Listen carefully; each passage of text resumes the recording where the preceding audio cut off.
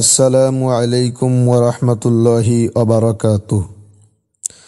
আলহামদুলিল্লাহি ওয়াহদা ওয়াসসালাতু ওয়াসসালামু আলা মান লা নাবিয়্যা বা'দা আম্মা বা'দ। সর্বোপরি শুকর এবং সুজুদ সে মহান আল্লাহ পাক রব্বুল আলামিনের দরবারে, যিনি আমাদেরকে দ্বীনের কথা আলাপ আলোচনা করার তৌফিক দান করেছেন। শুকরিয়া আদায়ার্থে আলহামদুলিল্লাহ। দুরুদ ও সালাম বর্ষিত হোক সেই নবীর প্রতি যাঁর ওসিলায় পেয়েছি দ্বীন ও ইসলাম। সেই নবীর প্রতি দুরুদ ও সালাম সাল্লাল্লাহু আলাইহি ওয়াসাল্লাম। প্রিয় ভাই সকল, আজকের আলোচনার বিষয়, তিন ব্যক্তির অপরাধ লেখা হয় না। প্রিয় ভাই সকল, পৃথিবীতে আমরা কোনো না কোনো পাপ কাজের সাথে জড়িয়ে রয়েছি। আমরা ক্রমে ক্রমে পাপ কাজ বাড়িয়েই চলেছি, কিন্তু এমন তিন ব্যক্তি আছে যাদের অপরাধ লেখা হয় না। চলুন এ সম্পর্কে আমরা সর্বপ্রথম একটি হাদিস লক্ষ্য করি।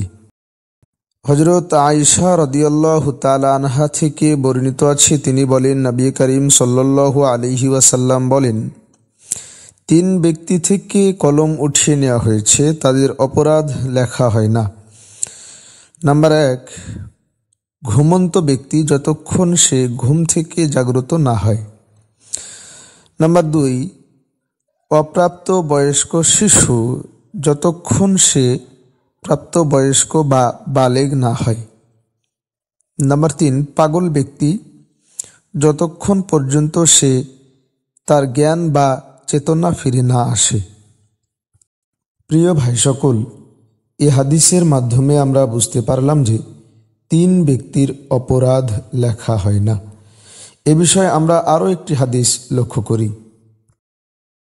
হযরত আলী রাদিয়াল্লাহু তাআলা আনহু থেকে এ হাদিসটি বর্ণনা করা হয়েছে। তিনি বলছেন, তুমি কি জানো না যে তিন ব্যক্তি থেকে কলম উঠিয়ে নেওয়া হয়েছে? এরপর হযরত আয়েশা রাদিয়াল্লাহু তাআলা আনহা থেকে বর্ণিত হাদিসের অনুরূপ হাদিস হযরত আলী রাদিয়াল্লাহু তাআলা আনহু বর্ণনা করেছেন। প্রিয় ভাই সকল, হযরত আয়েশা রাদিয়াল্লাহু তাআলা আনহা থেকে বর্ণিত হাদিস এবং হযরত আলী রাদিয়াল্লাহু তাআলা আনহু থেকে বর্ণিত হাদিসের মাধ্যমে আমরা বুঝতে পারলাম যে তিন ব্যক্তির অপরাধ লেখা হয় না। প্রথম নাম্বার, ওই ব্যক্তি ঘুমন্ত ব্যক্তি যতক্ষণ সে ঘুম থেকে জাগ্রত না হয়। একজন ব্যক্তি ঘুমিয়ে গেল, ঘুমানোর সাথে সাথে তার অপরাধ লেখা বন্ধ হয়ে গেল। ঘুম থেকে যতক্ষণ জাগ্রত না হচ্ছে ততক্ষণ পর্যন্ত তার অপরাধ লেখা হবে না। দ্বিতীয়, ওই ব্যক্তি, ওই শিশু যে অপ্রাপ্ত বয়স্ক, এখনো তার প্রাপ্ত বয়স হয়নি, সে বালিগ হয়নি, নাবালক আছে, তো এমন ব্যক্তি, এমন শিশু যতক্ষণ পর্যন্ত সে প্রাপ্ত বয়স্ক না হচ্ছে ততক্ষণ তার অপরাধ লেখা হবে না। তৃতীয়, ওই ব্যক্তি একজন পাগল, যতক্ষণ পর্যন্ত তার মস্তিষ্ক সুস্থ, জ্ঞান চেতনা ফিরে না আসছে। প্রিয় ভাই সকল, এ তিন ব্যক্তির কাছ থেকে কলম উঠিয়ে নেওয়া হয়েছে। আজকের এই আলোচনা থেকে আমরা বেশ কিছু বিষয় লক্ষ্য করতে পারি। যেমন, হাদিসে বর্ণিত তিন ব্যক্তি ছাড়া সমস্ত ব্যক্তির অপরাধ লেখা হয়।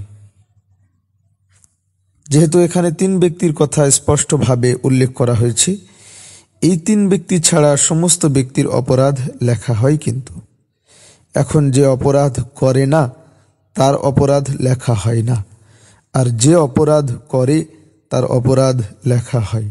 সুতরাং আমরা অপরাধ করা থেকে বিরত থাকি এবং বেশি বেশি করে নেক আমল, ভালো কাজ করতে থাকি। আল্লাহ পাক রব্বুল আলামিন আমাকে, আপনাকে, সকলকে দ্বীনের সঠিক বোঝ দান করুন, আমিন। ওয়া আখিরি দাওয়ানা আনিল হামদুলিল্লাহি রাব্বিল আলামিন।